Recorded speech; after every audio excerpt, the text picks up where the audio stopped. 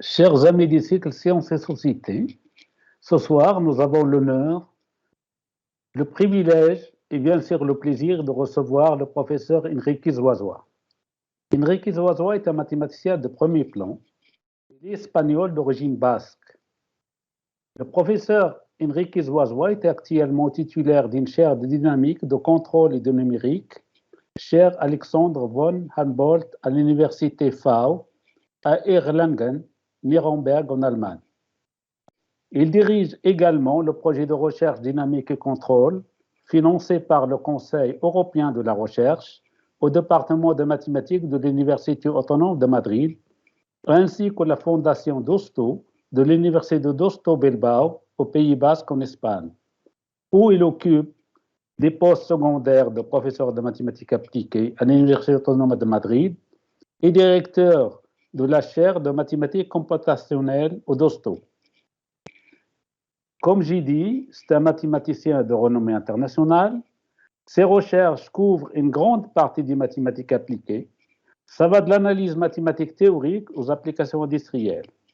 Plus précisément, c'est un grand spécialiste des équations des raies partielles, des contrôles des systèmes, de l'analyse numérique, ainsi que de l'apprentissage automatique dont il va parler ce soir. D'après Mathsinet, Enrique Zuazua a déjà publié 400 articles. Et je suis sûr qu'il en a fait plus. Ces travaux ont donné lieu à des collaborations fructueuses avec différents secteurs industriels, tels que la conception des formes optimales en aéronautique, la gestion de réseaux de distribution d'électricité et d'eau, ainsi que la conception de systèmes télécommandés. Il est lauréat de plusieurs prix prestigieux espagnols et internationaux. Cela dit, le meilleur est à venir. Il est actuellement membre honoraire de l'Académie européenne, de l'Académie basque des sciences, des lettres et des sciences humaines. Il est docteur honoris causa de notre chère université, l'Université de Lorraine. Il est ambassadeur de son université que vous voyez en face de vous, Frédéric Alexandre Erlangen-Nuremberg. Et je passe, parce qu'il y a beaucoup de choses à dire, et comme je sais qu'il est modeste, et je ne vais pas trop le froisser, et je ne vais pas trop parler pour lui laisser le maximum de temps. Le professeur Zuazua est membre de plusieurs comités d'édition de principales revues de mathématiques appliquées et de la théorie de contrôle. Et avant de lui passer la parole, je voudrais rappeler aux jeunes que c'est une conférence d'ouverture. Donc, il n'est pas facile de comprendre tout, mais vous avez la possibilité d'une part de poser des questions via le chat. Mahadaoud est là pour ça. Donc, posez vos questions de façon claire et il les posera au professeur Enrique Zuazua, il va répondre. Aussi, vous avez la possibilité de revisionner, parce que là, on va enregistrer la conférence et vous allez la trouver dans le site de l'université. Comme vous la trouvez sur le site du cycle, il suffit d'écrire conférence avec S, le tiré des 6, sciences, tiré des 6 et ET, tiré des 6, société, Université Lorraine. Voilà, je vous souhaite une très très bonne conférence. Et Enrique, merci encore une fois d'accepter d'intervenir. Et je te passe la parole. C'est à toi. On ne t'entend pas. Ton micro est coupé. Voilà, merci Elage. Je pense que tout le monde a compris que tu es un bon ami, on se connaît depuis longtemps. Et pour moi, c'est un vrai plaisir d'être à nouveau dans ton cycle Sciences et Société, qui est certainement une des activités plus ambitieuses au niveau européen dans la dissémination de la science et des mathématiques. En fait, j'aime beaucoup les logos. Quand j'ai composé la première page de cette présentation, j'ai beaucoup aimé les logos que tu as choisis. Avec le nombre pi, non, qui bien sûr tout le monde reconnaît, qui est un peu en plus irrationnel, mais qui est au cœur des mathématiques dans toutes les disciplines. Mais à la fois, on observe voilà, des ondes qui vivent, qui propagent, qui rebondissent, ce qui est quand même le principe essentiel de la vie. Sans ondes, il n'y a pas de paroles, il n'y a pas de mouvement, il n'y a pas de son, il n'y a pas de lumière. il n'y a pas de vagues dans la mer. Merci encore, Elage, de me donner cette opportunité et surtout merci de cette proposition de revenir l'année prochaine, cette fois-ci en personne, à Nancy, pour ce dîner fantastique.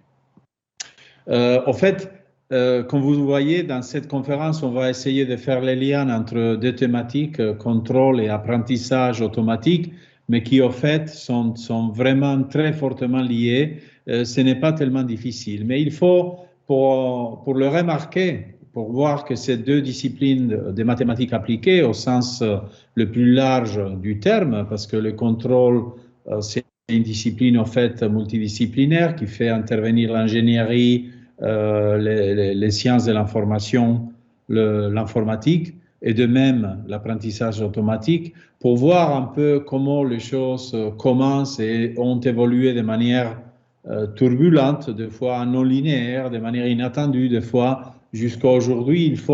Il vaut mieux regarder un peu les origines. Et en fait, voilà, il est complètement impossible de dire quel est l'instant initial, quel est le moment où les Big Bang des mathématiques commencent, parce que probablement, si quelque chose distingue l'être humain, c'est les mathématiques et les langages qui nous permet de nous communiquer aujourd'hui, online, malheureusement, pas en présence, mais on communique quand même. Le langage et les mathématiques sont probablement les deux caractéristiques qui distinguent l'être humain parmi tous les autres êtres vivants dans la nature.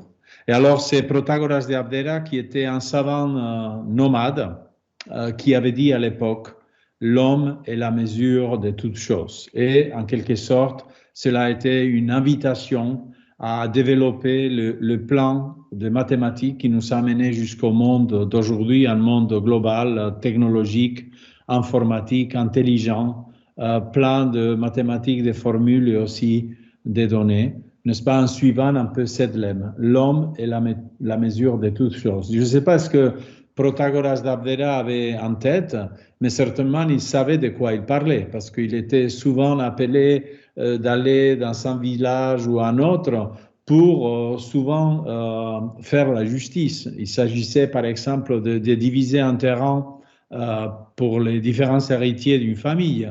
Et alors, comme vous savez, voilà, si on a un ensemble, un domaine très simple comme un carré, il est facile de le diviser en deux parties égales.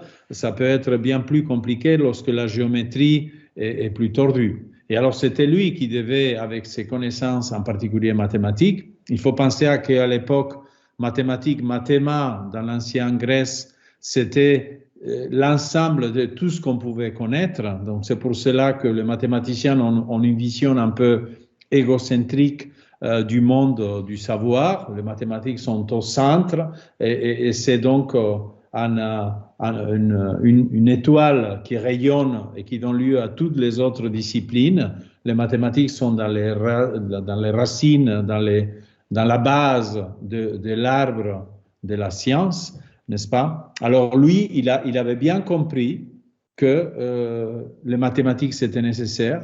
C'était le seul outil qui permettait justement de faire justice, de trouver la meilleure approximation possible de la vérité, et qu'à la fois, les mathématiques que l'humain était capable de faire étaient autoréférentielles. C'est-à-dire que nous, en tant qu'hommes, qu'êtres humains, on mesure 1 mètre, 2 mètres, peut-être 2,5 mètres, ceux qui sont très, très grands, n'est-ce pas? Et c'est à partir de cette unité, de cette petitesse, de notre petitesse dans la planète et dans l'univers, qu'on commence à mesurer tout le reste. Évidemment, ça nous permet aussi d'aller vers le micro, de descendre dans l'échelle, et c'est ainsi qu'on a découvert la nanoscience qui permet aujourd'hui de créer de nouveaux matériaux et des applications inattendues jusqu'à il y a quelques années.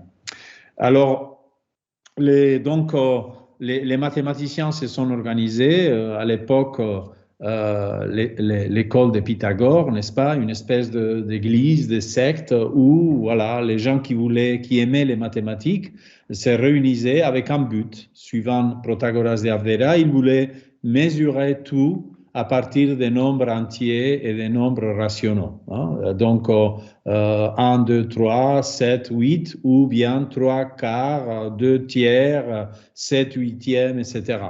Et c'est eux, au fait, qui se sont rendus compte qu'au fait, le programme était impossible. Il y a beaucoup d'histoires autour de ça. On ne sait pas trop comment les choses sont arrivées. On ne sait pas trop qu'est-ce que le membre de l'école de Pythagore qui a fait cette remarque, donc à l'époque catastrophique, qu'est-ce qu'il est devenu? Il y a des histoires qui disent qu'il a été jeté du bateau pendant un voyage, n'est-ce pas? Parce que c'est lui qui avait remarqué au fait que déjà le programme de Pythagore était impossible. Il était impossible parce que tout simplement dans la figure la plus simple, un triangle de côté rectangulaire, de côté 1 et 1, l'hypoténuse que justement, grâce au théorème de Pythagore, a comme longueur la racine carrée de 2, ils ont observé que ce nombre-là ne peut pas être, évidemment ce n'est pas un entier, et surtout ce n'est pas un nombre rationnel. Donc vous voyez que le bateau a immédiatement coulé, le projet de Pythagore, de l'école de Pythagore, était impossible. Alors il y avait deux possibilités, soit on arrête, ou soit en face de cette crise, on est créative, on est proactive, et alors ça a été la réponse justement de Pythagore et de ses collègues. On dit d'accord, on avait voulu mesurer la nature avec les nombres entiers et les nombres rationnels. On a compris que ce n'est pas possible. Il arrive exactement la même chose dans le cercle où le périmètre de pi r, rayon, donc si le rayon est égal à 1,5, le périmètre c'est pi, et pi c'est encore un nombre irrationnel, c'est lui qui donne le logo à cette série de conférences.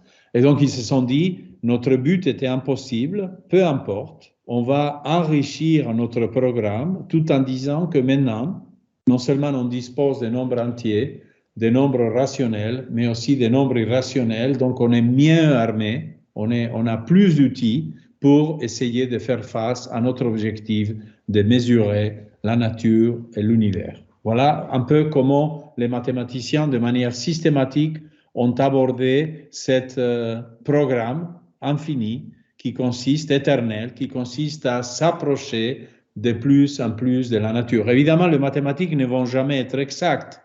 Pourquoi? Parce que l'exactitude, ce n'est que dans la nature, et la nature est toujours infiniment riche. En tant que mathématicien, on ne peut qu'essayer d'approcher ça de plus en plus. Et vous voyez qu'on a fait ça génération par génération, civilisation après civilisation, et on est arrivé assez loin. On est arrivé à un monde qui nous permet justement d'avoir d'ordinateurs portables, des téléphones portables qui sont à la fois des calculateurs, d'agenda, des télévisions, des radios, des téléphones, un outil qui nous permet de tout faire, quelque chose qui était inimaginable il y a à peine 20, 30 ans.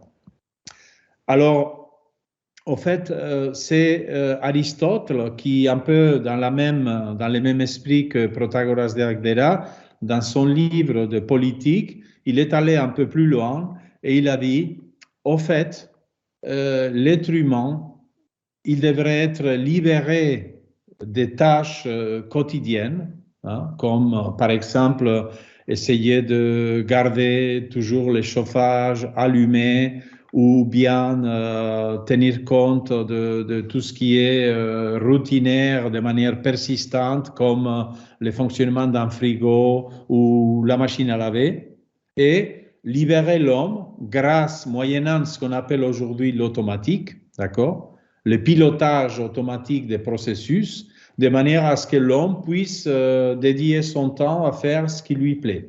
Donc, par exemple, les mathématiques, parler avec les amis, se promener avec la famille. D'accord? Donc, c'est déjà Aristote qui, à l'époque, avait observé la nécessité de développer la discipline de ce qu'on appelle aujourd'hui l'automatique, la cybernétique ou le contrôle, qui est la première partie de cet exposé. Il a fallu attendre plus de 2000 ans jusqu'à ce que le physicien français Ampère, il a, dans sa classification de la science, il avait publié une classification de la science, je pense, en 1834, il a récupéré les termes cybernétiques. Je dis bien récupérer parce que c'est encore un mot grec qui veut dire pilotage.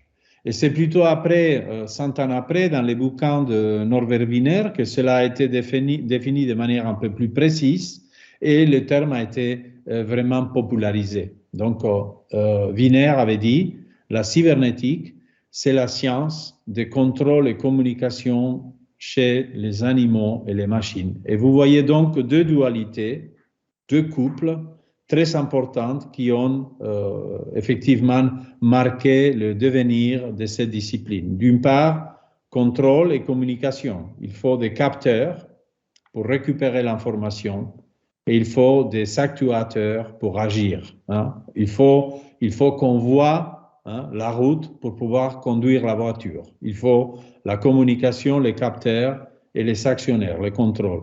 Et d'une autre part, cette dualité animaux-machines qui suit un peu cette idée en particulier d'Aristote, comme quoi il faudrait que les machines soient capables de faire ce que l'être humain est censé de faire pour qu'il soit libéré de ces tâches lourdes, quotidiennes, pesantes, et il puisse ainsi se dédier à la musique, à la peinture, à la littérature ou, bien sûr, aux mathématiques.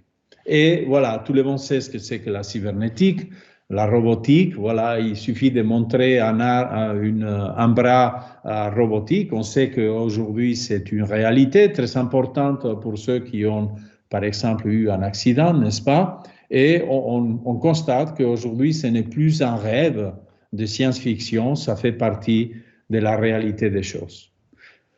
Bon, souvent, quand on parle de ce type d'applications technologiques, comme le bras robotique, les gens vont probablement vous poser la question, oui, d'accord, mais ça, c'est de l'ingénierie, où sont les mathématiques derrière? Alors, c'est pour montrer un peu comment les mathématiques ont aidé à développer ce type de méthodologie technologique de pointe d'aujourd'hui. Je vous ai amené juste un petit théorème qui a été synthétisé tel que je le présente ici par le célèbre mathématicien et contrôleur Rudolf Kalman, donc qui est décédé il y a à peine 6 ans, n'est-ce pas? Et c'est lui qui a fait un peu le travail d'abstraction, n'est-ce pas, de synthèse des travaux d'autres, de Lassalle, de Lyapunov et d'autres qui avaient à peu près développé des concepts analogues. Il a bien écrit les choses dans un contexte mathématique vraiment très net et très pur, un peu suivant la perspective de Cauchy, n'est-ce pas? C'était Cauchy qui avait dit aux gens qui une fois après l'autre, ils voulaient résoudre de manière explicite une équation différentielle ordinaire. Il a dit, écoutez, au lieu d'essayer de calculer les solutions de manière explicite, vous n'y arriverez jamais. Effectivement, il y a des équations simples qu'on peut résoudre de manière explicite, mais un peu comme il arrive quand on fait les cours de calcul intégral à l'université, n'est-ce pas? On dit est-ce que c'est qu'une primitive, et après on donne les recettes, l'intégration par partie, l'intégration des fonctions rationales, l'intégration des fonctions trigonométriques. Et c'est à ça qu'on entraîne les élèves à calculer des primitives de manière explicite, mais au fait, il est bien connu que la plupart des fonctions n'ont pas une primitive explicite. Le pouvoir de la théorie d'intégration, grâce après au calcul numérique, c'est de pouvoir calculer les intégrales ou en tout cas les approximer de manière précise, même quand elles ne sont pas une expression explicite, n'est-ce pas? Et donc c'est Cauchy qui avait dit, écoutez, arrêtez d'essayer de calculer les solutions de manière explicite, essayez de comprendre pourquoi, effectivement, un modèle est capable de donner de manière unique l'évolution de ce qui est les processus qui vous intéressent. Par exemple, la mécanique des fluides pour le vent ou pour le mouvement des eaux, n'est-ce pas? Et donc, Kalman a dit la même chose en point de vue contrôle. Il a dit, écoutez, donc la façon de formuler un problème de contrôle, c'est de reconnaître qu'il y a deux ingrédients. D'une part, il y a l'état en question, ça peut être la position d'un satellite ou d'un avion ou d'une voiture, ou ça peut être le niveau de richesse d'un pays ou les pourcentages des gens qui ont un degré de mathématiques dans une société, n'est-ce pas? Donc, il y a une dynamique, d'accord? Il y a une dynamique qui est engendrée par une matrice, par un opérateur A qui donne un peu le mélange, les interactions, n'est-ce pas, des différentes composantes du système et qui, en absence de contrôle, aurait une évolution spontanée selon justement la théorie de Cauchy portée par l'exponentielle de la matrice A multipliée par le temps t. Mais dans la théorie du contrôle, il y a des actionnaires. Donc, il y a un contrôle U qui est une force appliquée, qui est l'action de celui qui pilote le processus, qui va affecter la dynamique du système moyennant un opérateur B qui projette l'action du pilote dans l'ensemble du système. Ça peut être la façon dont les chauffages à la maison rayonnent les différents coins de l'appartement, n'est-ce pas, qui n'est pas identique partout. Évidemment, l'efficacité est bien plus concentrée là où justement le chauffage est placé. Et donc, il a dit, donc, en pratique, vous aurez une matrice A, qui est la matrice qui explique la dynamique du système, et la matrice B, qui vous dit comment l'actionnaire va affecter les différents composants du système. Et il a dit, si vous voulez savoir qu'un système est contrôlable, et être contrôlable, ça correspond tout à fait à notre intuition, ça veut dire on peut amener le système d'une position initiale à une position finale. Par exemple, je vais chauffer l'appartement de 14 degrés à 21 degrés, ou au contraire, quand il fait très chaud, je vais descendre la température de 33 degrés à 24 degrés au bureau. Donc, pour le faire, il suffit de tester une condition purement algébrique qui consiste à calculer les rangs de la matrice qu'on obtient en écrivant d'abord l'opérateur de contrôle B et ensuite les itérer AB, A carré, B, ainsi de suite jusqu'à la puissance A n-1 B. D'accord? Donc, il a dit, si vous êtes dans un espace euclidien de dimension n, donc 3 dimensions pour l'espace, par exemple, il suffit que vous fassiez le rang de B, AB, A carré B. Si le rang de cette matrice est égal à 3, vous savez contrôler le système. Sinon, il y a des directions manquantes. Vous ne saurez pas le contrôle du système. Donc, si vous me dites, est-ce que la voiture est contrôlable sur les plans? Oui, vous pouvez conduire. Et s'il n'y a pas d'obstacle et vous savez assez d'essence, vous pouvez aller de n'importe où à n'importe où. Or, si vous me dites, est-ce que la voiture est contrôlable dans l'espace de 3 dimensions? Non. Pour cela, il me faudrait un hélicoptère pour pouvoir monter dans la direction verticale. C'est un cas typique. La voiture dans l'espace, c'est un cas typique où vous pouvez dire non, ce n'est pas contrôlable parce que le rang n'est pas 3, c'est justement uniquement 2. Alors, comment les mathématiques interviennent pour formuler ce type de problème et donner une réponse qui est tellement belle, tellement simple, qui dit la condition est nécessaire et suffisante, c'est purement algébrique et avec cette caractérisation algébrique, d'accord, vous pouvez immédiatement répondre au problème de contrôle d'un système qui peut être très complexe. Vous pouvez penser que X représente la vie des différentes personnes liées par un réseau social, par exemple. Donc, X peut être un vecteur des centaines, des milliers de composantes. Ça peut être un réseau extrêmement large, d'accord? Et vous savez des actionnaires qui sont quand même ceux qui vont nourrir les systèmes d'information sont souvent beaucoup moins nombreux. Donc, il y a effectivement, selon le critère de Kalman, la possibilité de contrôler un énorme système avec très peu d'actionnaires. Comment on voit ça d'un point de vue mathématique? Au fait, ça c'est la seule démonstration que je vais vous donner aujourd'hui. Au fait, la question est relativement simple. Il suffit d'écrire la formule de variation des constantes, n'est-ce pas, de Duhamel, qui dit que la solution de l'équation différentielle, c'est juste donc la superposition de deux parties.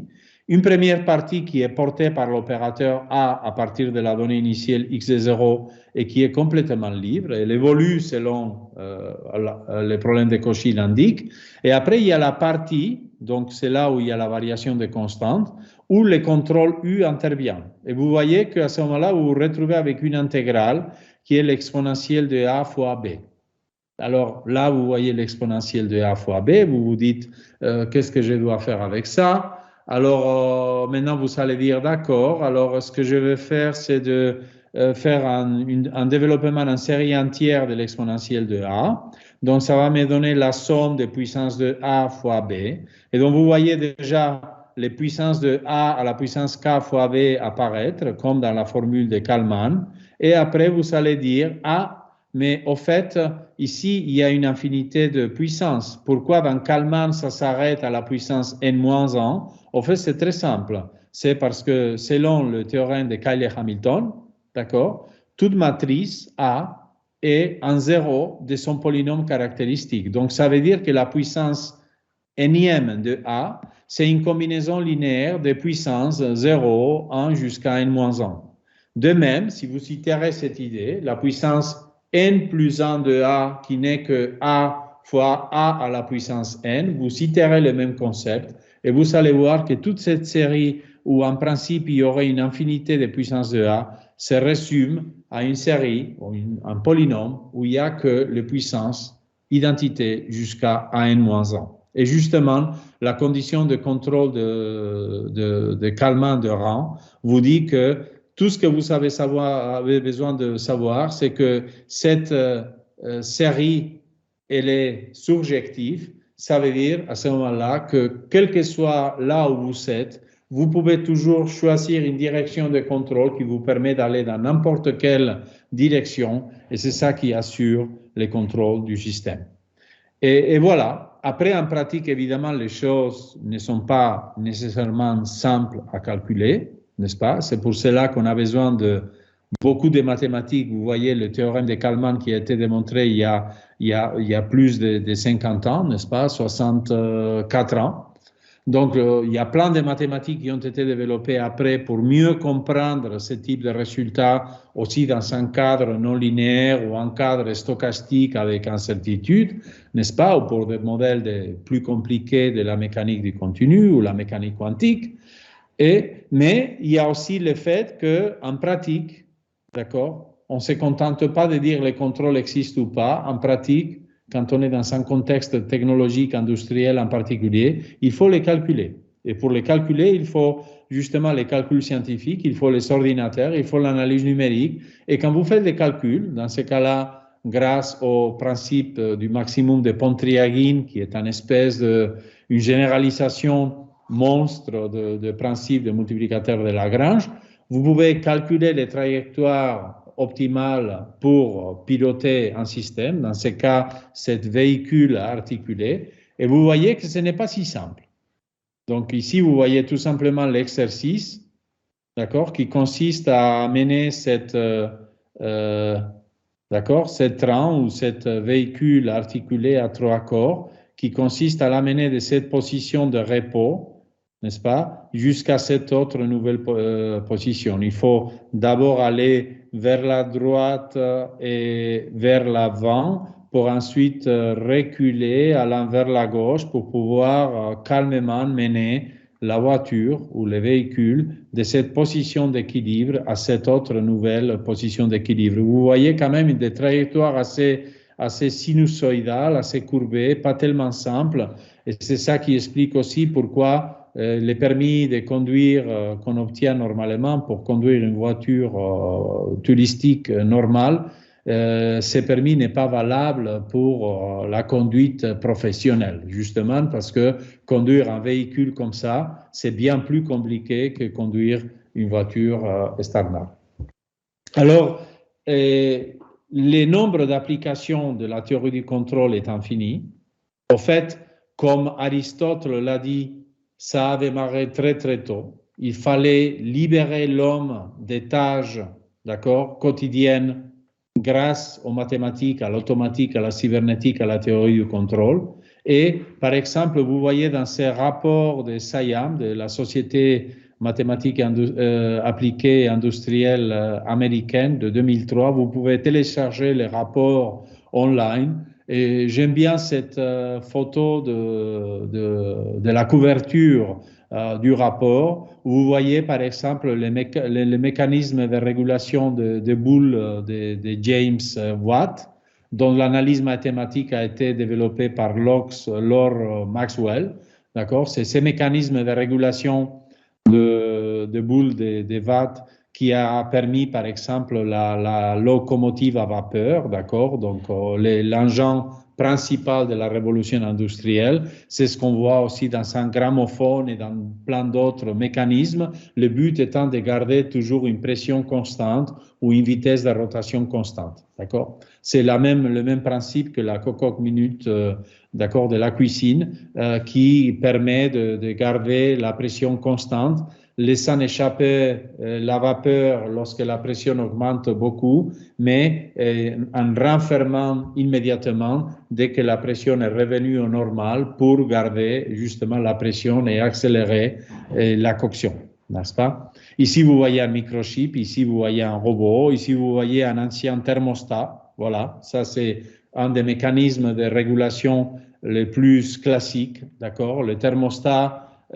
fait une tâche qui est très très simple, d'accord? Nous on dit, ok, je vais 21 degrés dans ma chambre, alors le thermostat il mesure à chaque instant la température et dès que la température dépasse les 21 degrés, il arrête le chauffage et dès que la température baisse, il rallume. C'est un contrôle de type bang bang, on and off, d'accord? On arrête si la température monte, on allume quand la température baisse. C'est aussi simple qu'un contrôle qui est plus 1, moins 1, plus 1 et moins 1. Mais c'est vraiment confortable que ce soit les thermostats qui les fassent et que nous ne soyons pas obligés d'attendre et allumer chaque fois qu'on sent que la température a un peu évolué. Ici, vous voyez les premiers avions des frères Wright. Ça, c'est un mécanisme de régulation en biologie. Ici, vous voyez un réseau de télécommunications. Et ici, vous voyez, voilà, malheureusement, très à la mode, voilà, un réseau de communication et un avion de combat. Il y a des applications bien plus amicales, orientées plutôt vers les sociales. Ici, je vous ai amené un exemple de chiens bergers. C'est une compétition de chiens bergers au Pays Basque. Vous allez immédiatement comprendre comment le jeu s'établit. C'est les bergers qui pilotent les chiens et les chiens sont censés mener les troupeaux de moutons vers la destination et de les faire de manière souple, élégante, en temps minimal pour gagner la compétition.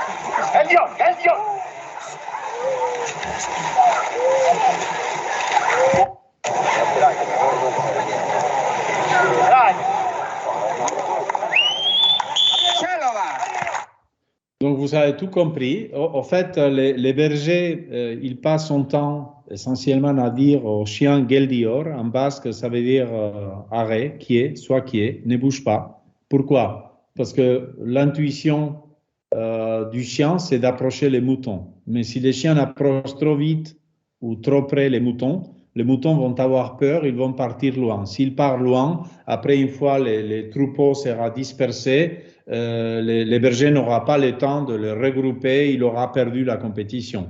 Donc, il faut surtout être soigneux. Il suffit que les chiens approchent un tout petit peu les moutons pour que les moutons, par leur propre instinct, s'éloignent du chien. Évidemment, les moutons ne savent pas où ils vont. Le jeu consiste à ce que les chiens approchent doucement par la gauche ou par la droite et qu'ils poussent justement les moutons dans la direction contraire, en zigzag, jusqu'à ce que les moutons, de manière spontanée, sans vouloir, sans savoir, il passe par le gate qui est dessiné là-bas. Alors, ça, vous allez dire, oui, c'est du contrôle chez les animaux et les humains, c'est vrai. Est-ce qu'on peut rendre ça mathématique? Oui, dans une certaine mesure, oui. Ça, c'est une thématique que Ramon Escobedo, qui travaille maintenant à Toulouse, développe. Et à l'époque, on avait eu l'occasion de travailler ensemble sur ça. Et il avait fait cette vidéo maintenant de contrôle feedback mathématique, justement les chiens bergers mathématiciens. Donc vous voyez maintenant comment les choses se passent. Les moutons sont en jaune. Voilà ici les réservoirs où les moutons doivent arriver et les chiens derrière, voilà, qui gardent une distance de sécurité pour ne pas trop affrayer le mouton et qui arrivent effectivement à mener la tâche de manière efficace. Et je dis bien que c'est maintenant un contrôle de feedback, donc de rétroalimentation, parce que à chaque instant, les chiens, ce qu'il fait, il se met juste de manière alignée derrière le mouton et juste en face du point qui indique la porte d'entrée du réservoir. Donc vous voyez que les chiens, ils s'alignent, il est en ligne droite, les moutons par leur instinct s'éloignent, ils vont vers le gate et après, au dernier moment, les chiens tournent et ça force aussi que les moutons tournent et pour qu'ils rentrent de manière spontanée dans les réservoirs. Voilà à nouveau, le berger a gagné, cette fois-ci avec un modèle mathématique basé sur les équations différentielles de l'interaction entre les chiens et les moutons, n'est-ce pas, et avec une loi de commande sous forme feedback de contrôle en temps réel. Alors, comme j'ai dit, la théorie du contrôle a eu beaucoup de grands génies qui ont contribué. On a mentionné Kalman, on a dit aussi Pontryagin, on aurait dû dire Bellman, les principes de la programmation dynamique, n'est-ce pas, qui est au cœur des méthodologies qu'on emploie aujourd'hui, en particulier dans l'apprentissage automatique. Alors, en France, il faut certainement signaler Jacques Louis-Lyons, qui avait été aussi professeur à Nancy à l'époque. Je pense qu'à l'époque, c'était l'Université de Nancy, aujourd'hui l'Université de Lorraine. C'est lui qui a développé davantage le principe de Wiener, de la dualité entre la communication et le contrôle. Lui, il l'a fait dans un contexte équation aux dérivées partielles, où on voit bien qu'effectivement, grâce à la dualité de Fenchel-Rockefeller, on peut simplifier les calculs des problèmes de contrôle par la minimisation des fonctionnels associés à l'état adjoint, où on peut calculer toute la machinerie du calcul des variations. En fait, beaucoup de problèmes de contrôle pour les modèles de la mécanique des contenus, l'équation de la chaleur ou l'équation des ondes, se résolvent comme ça, tout simplement parce qu'il s'agit de minimiser une fonctionnelle qui est convexe, continue, coercive, dans un espace de Hilbert où on peut appliquer les principes du calcul des variations, évidemment à condition d'avoir une bonne propriété d'observation, de communication, à condition que les contrôleurs,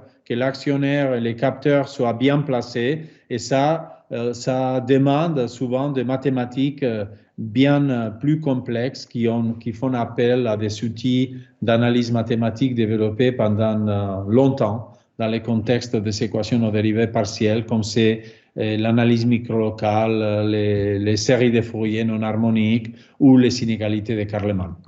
Au fait, la thématique, c'est une thématique associée à Nancy, pas seulement par les travaux de Jacques Louis-Lyons, mais il y a même aujourd'hui, quand vous ouvrez la page web de l'Institut Élie Cartan et des institutions liées, vous voyez plein d'activités dans tout ce qui est lié au contrôle, à l'optimisation, à la commande automatique dans Nancy et les institutions associées, Université de Lorraine, CNRS, INRIA, etc. Voilà, donc une présentation très brève sur la théorie de contrôle. Effectivement, on pourrait parler sur l'histoire de la théorie du contrôle et les différentes applications. À l'époque, avec mon collègue et ami Enrique Fernández Cara de Séville, on avait écrit déjà en 2003, ça fait donc 19 ans, on avait écrit un papier de vulgarisation sur l'histoire et les perspectives de la théorie du contrôle. C'est jamais complet. On est certainement pas les plus grands experts dans l'histoire des mathématiques ou de la théorie du contrôle, mais vous pouvez, si vous voulez, jeter un œil. Vous allez trouver plein d'autres références et applications et développements mathématiques. Alors, bien plus récemment, c'était juste en 2020, il y a eu un papier publié par Alexander Fradkov, mathématicien russe de Saint-Pétersbourg, qui, je vous conseille tous, c'est un papier très court, c'est 5-6 pages, d'accord, et qui parle sur la early history, d'accord, de la théorie du machine learning, de l'apprentissage automatique.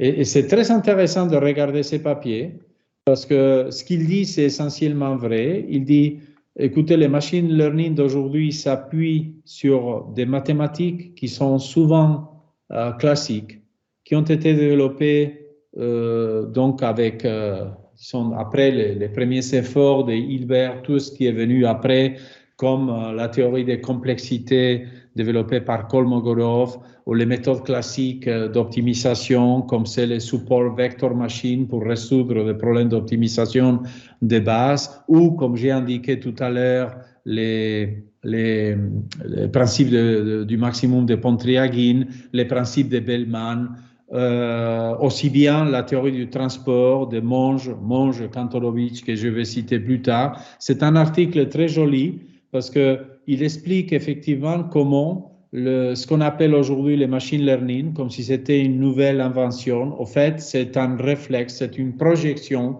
c'est un peu la conséquence des efforts que pendant tous les 20e siècle, les mathématiciens et les mathématiciens appliqués ont fait sur différentes avenues qui se sont ensuite rencontrées avec voilà, la capacité des ordinateurs d'aujourd'hui et les grands enjeux qu'on fait face aujourd'hui, qui sont donc accompagnés des grandes masses de données. C'est plutôt cet aspect applicatif qui a fait que la théorie éclate en ce qu'on appelle aujourd'hui les machine learning.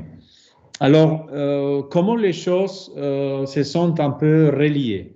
Comment les mathématiques traditionnelles, en particulier l'analyse mathématique, très fortement liée au développement de la théorie du contrôle, comme j'ai expliqué, a été capable de formuler les résultats de base qui ont permis ensuite de développer l'apprentissage automatique que, comme vous voyez, ne fait que refléter un peu ce que Aristote, les Wiener avaient déjà indiqué. Il faut que les machines comprennent, apprennent à faire ce que l'humain fait, mais qu'il le fasse de manière automatique, qu'il le fasse de manière rapide pour que l'être humain soit libéré à faire la musique ou faire le mathématique.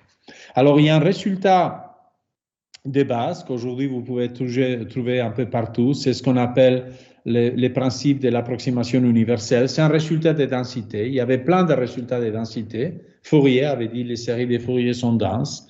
Stone-Weierstrass avait dit les polynômes sont denses.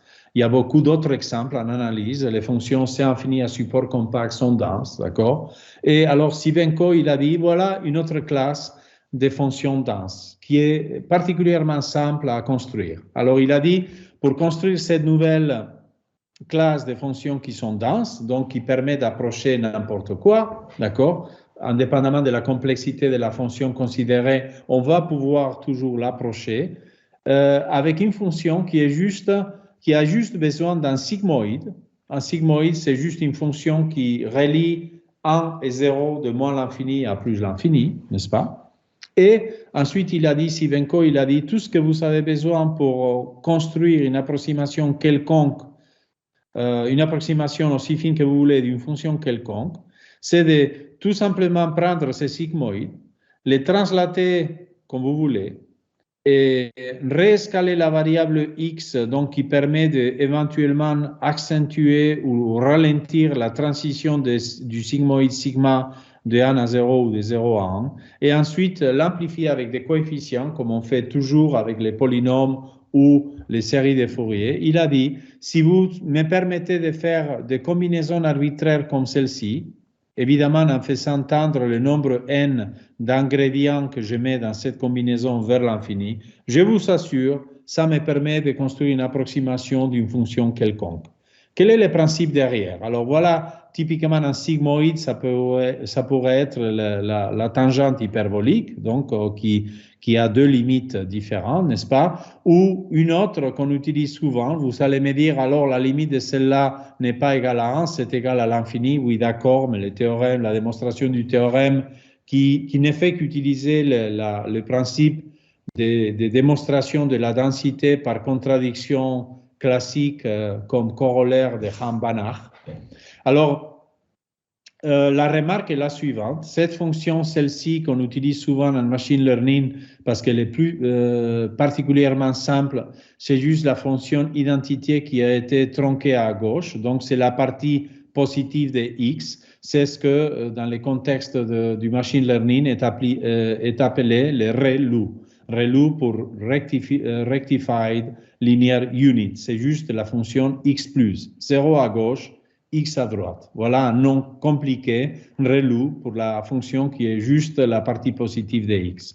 Alors la remarque est la suivante. Si vous faites comme Sivenko a dit à partir de cette fonction tangente hyperbolique ou bien ReLU, alors ce que vous allez être capable de faire, c'est d'approcher toute fonction qui est construite par morceaux, donc collant les différents morceaux, d'accord, comme dans un collage, vous allez être capable d'approximer une fonction qui a un peu cette allure, voilà, une fonction simple, constante par morceau, ou une fonction linéaire par morceau comme un élément fini, dont on sait déjà que ce sont des familles denses de fonctions. Donc, au fait, quand vous regardez la preuve, vous dites, bien sûr, ce qui dit Sivenko est vrai. Pourquoi? Parce que, au fait, avec ces fonctions sigmoïdes et ces combinaisons, je peux, au fait, construire des approximations d'autres classes de fonctions, comme les fonctions simples dans la théorie de la mesure de Lebesgue, ou les fonctions donc P1, élément fini, dont on sait déjà qu'elles sont denses. Et donc, la densité, comme vous savez, c'est une propriété transitive. Hein? Une approximation dense d'une approximation dense devient dense automatiquement. Voilà un peu ce que Sivenko a dit. Alors, vous allez me dire, mais ce théorème d'approximation universelle, qui est un théorème d'analyse fonctionnelle, qu'est-ce que ça a à voir avec l'apprentissage automatique? Alors, je vais vous donner un exemple. En fait, l'exemple le plus simple en apprentissage automatique, c'est ce qu'on appelle le supervised learning. C'est l'apprentissage supervisé. Alors, c'est quoi l'apprentissage supervisé? Alors, comme Elage a dit, je suis en ce moment à Erlangen, où voilà, j'ai l'honneur d'être professeur. Et quand vous allez au supermarché, vous achetez une bouteille. Alors moi, je n'avais pas compris ça au début. Alors quand vous achetez une bouteille voilà, de vin, de bière ou d'eau, de plastique ou de verre, vous payez les liquides, mais vous payez aussi la bouteille. Et donc, pourquoi on vous fait payer la bouteille? Parce que comme ça, le supermarché sait que vous allez revenir pour retourner la bouteille, si vous voulez. D'accord? Évidemment, vous pouvez la jeter, mais alors, vous avez perdu l'argent. D'accord? Et quand vous revenez au supermarché, il n'y a pas une personne qui récupère les bouteilles qui va vous donner l'argent, mais c'est au fait une machine. Vous mettez la bouteille et la machine identifie immédiatement la bouteille et va vous donner un coupon de 25 centimes si c'est une bouteille de plastique et un coupon de 8 centimes si c'est une bouteille de glace, d'accord, de verre. Donc, si vous revenez avec 4 bouteilles d'eau vides, d'accord, vous récupérez 1 euro. Donc, ça vaut la peine, d'accord? Et il y a une machine qui fait ça. Donc, le processus a été automatisé comme Aristote le souhaitait. Il n'y a pas une personne qui est obligée de rester là à faire ce travail pendant toute la journée, de donner des petits coupons ou de donner des centimes aux gens chaque fois qu'ils viennent avec une bouteille. D'accord? Il faut donc construire la machine. D'accord? La machine qui va faire le travail de l'humain. Alors, c'est quoi la machine? Alors, pour nous, la machine, c'est un algorithme. Parce qu'une fois vous savez l'algorithme, vous pouvez programmer la machine et la machine va faire le travail. Alors, l'algorithme doit apprendre, d'accord, de manière supervisée. C'est-à-dire, on va construire un algorithme qui va apprendre à faire ce qu'on va lui dire, d'accord? Et alors, qu'est-ce qu'on va expliquer à cet algorithme? Ce qu'on va expliquer à cet algorithme, c'est que chaque fois qu'il y a un objet en plastique, peu importe la forme, bouteille, verre, sac en plastique, ça va aller vers le réservoir jaune. D'accord? Par contre, si c'est du verre, indépendamment si c'est une lampe, une glace ou une bouteille, ça va aller vers le vert, d'accord? Après, du papier, ça peut être voilà, un sac en papier, ça peut être des notes anciennes qu'on veut jeter, ça va dans le bleu. Et si c'est biologique, peu importe si c'est des tomates ou du fromage ou du pain, ça va aller dans l'organique, n'est-ce pas? Alors, c'est l'apprentissage est supervisé. Pourquoi? Parce qu'on a pris une collection de, c'est pas 100 éléments, d'accord, 10 dans chaque catégorie, et on a dit à la machine, on a dit à l'algorithme, voilà, celui-là il est jaune, celui-là il est vert, celui-là il est bleu, et celui-là il est gris. On a donc supervisé. Et alors, la machine, donc notre algorithme, c'est juste une fonction, d'accord? C'est une fonction qu'on va créer et qui va dire, OK, chaque fois que vous me donnez cet item qui est une photo, c'est une image qui est pixelisée, donc c'est un élément de l'espace euclidien. Chaque fois que vous évaluez la fonction dans cette photo d'un objet en plastique, va vous dire jaune, donc par exemple 0. Chaque fois que vous allez évaluer cette fonction dans une photo qui correspond à un élément qui est fait en vert, ça va vous donner la valeur 1. Chaque fois que c'est du papier, 2. Chaque fois que c'est bio, 3. Donc, vous voyez qu'il suffit de construire une fonction qui est capable d'allouer à chaque objet que vous savez collectionner pour superviser le processus, qui va allouer la valeur correspondante.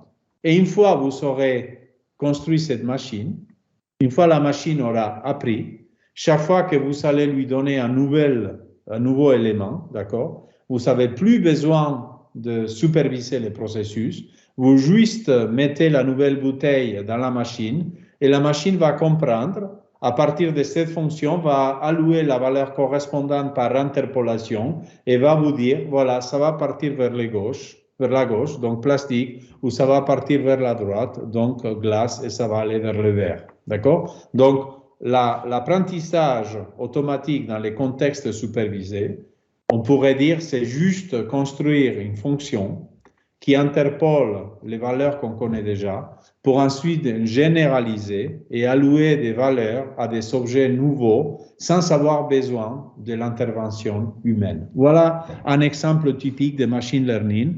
Et là, vous vous dites, ah oui, là, on constate effectivement le théorème d'approximation universelle de Sivенko, c'est important. Pourquoi? Parce que, au fait, il me dit qu'en utilisant des réseaux de neurones, je peux effectivement construire une approximation de la fonction que je voulais. Il suffit donc d'identifier les coefficients qui sont dans cette combinaison alpha, y et θ, et c'est tout. Dès que j'aurai la fonction, la tâche a été accomplie. Et vous voyez aussi qu'il y a quand même le contrôle derrière, parce que c'est comme si on avait un système dynamique. Tout à l'heure, je vous ai montré comment il fallait faire pour garer la voiture, n'est-ce pas? Ici, c'est pareil. Ici, cette fois-ci, chaque élément qu'on va classifier, c'est une particule dans notre espace de phase et on veut bien que cette particule arrive au bon endroit en fonction de sa catégorie, en fonction du matériel duquel c'est fait. Donc, vous voyez comment le concept le plus abstrait de l'analyse, mais aussi la formulation contrôle de l'automatique se réunissent dans cet exemple typique, prototypique de base de l'apprentissage automatique. Mais je vais vous expliquer un peu plus. Alors, au fait, les papiers de Sivenko, je ne sais pas si je l'ai dit, alors il a été publié en 1989 dans ce journal Math Control Signals and Systems. À l'époque, donc c'était un journal tout nouveau. Donc, c'était le volume 2, donc il venait de naître, fin des années 80. C'était justement l'époque, j'ai cité le papier de Jacques Ludihans de Science Review en 88, donc vous voyez, c'était un peu la même époque. À l'époque, c'était Eduardo Sonta qui était l'éditeur, le rédacteur en chef, fondateur, un des fondateurs du journal. Eduardo Sontag, peut-être, il était élève il est encore actif, peut-être élève de Kalman, pas loin en tout cas, mathématicien argentin à l'origine, maintenant aux États-Unis. Et donc vous voyez que déjà à l'époque, il y a eu des gens qui ont dit peut-être il faudrait essayer de faire les liens entre la théorie du contrôle et les réseaux de neurones un peu à la Cybenko. Et donc, il y a eu quelques travaux initiaux, un peu, la thématique a été oubliée, et ça a été justement les dernières années avec cette revival, cette importance un peu qu'on retrouve partout du machine learning, que les gens se sont remis à repenser tout ça.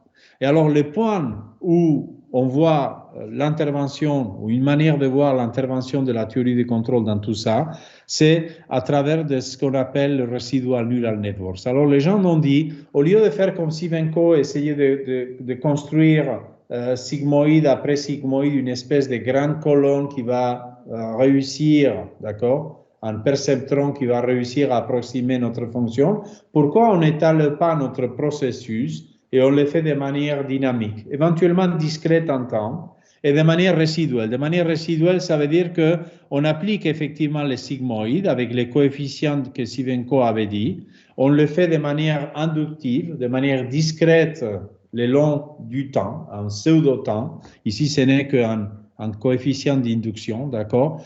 Mais on fait ça de manière résiduelle. Résiduelle, ça veut dire qu'à partir de la configuration où on était, on passe au pas suivant, juste en rajoutant un petit h. H, c'est un petit paramètre, d'accord? Ici, je l'ai pris h égale à 1 pour simplifier les choses, mais typiquement, il peut être petit, d'accord? Qui va un peu corriger la forme de l'espace euclidien dans lequel on travaille. Et alors, les gens se sont dit, ah oui, d'accord, mais ça, lorsque le paramètre h, il est tout petit, c'est delta t tend vers 0. Ça, c'est comme le schéma de discrétisation des équations différentielles. Donc, on est dans le contexte des équations différentielles. Et les gens ont dit, voilà donc la théorie du contrôle. Donc ça, c'est un système dynamique. Maintenant, il n'est pas comme celui de Kalman parce qu'il y a une non-linéarité en face, le sigma. Ça peut être le sigmoïde relou ou le sigmoïde tangent hyperbolique. Et donc, les coefficients du réseau de neurones qui maintenant deviennent des coefficients BDT, ADT, WT qui dépendent continuellement du temps, deviennent des contrôles. Quelle est la grosse différence des problèmes de contrôle qu'on trouve dans l'apprentissage automatique et dont on explique un peu ici notre interprétation dans des travaux en collaboration avec de jeunes collaborateurs justement du projet RC que Elage a mentionné au début.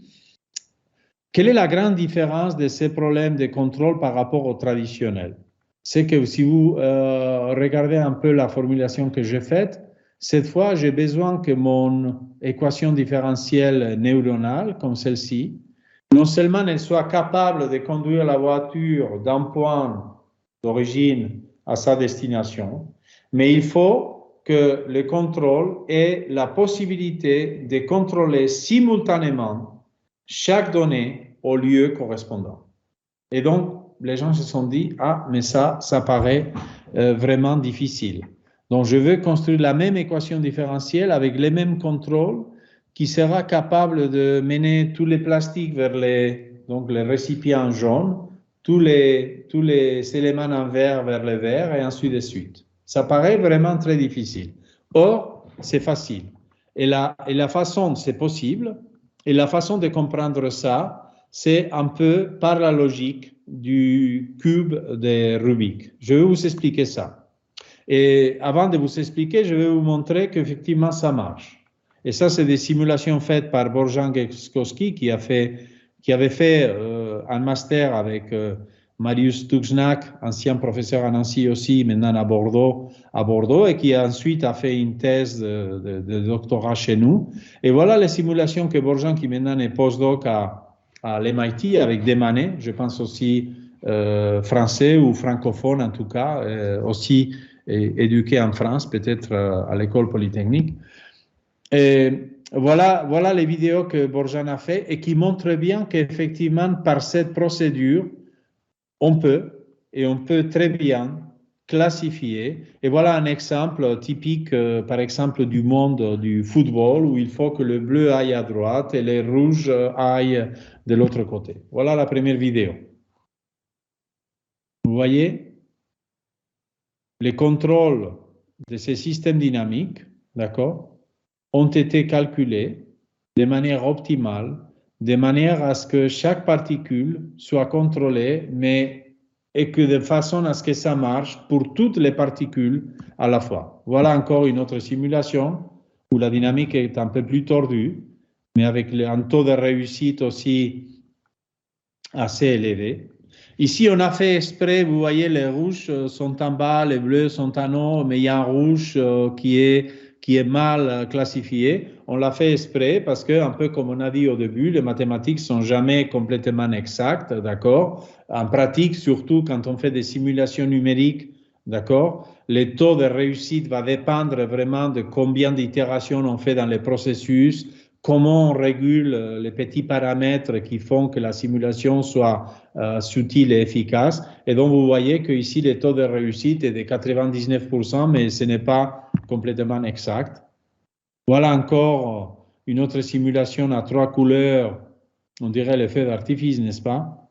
Et on voit effectivement qu'on réussit. Maintenant, les lilas, les verts et les jaunes sont bien séparés. Et voilà une dernière simulation qui explique effectivement, d'un point de vue computationnel, l'objectif qu'on s'était donné est possible. D'accord?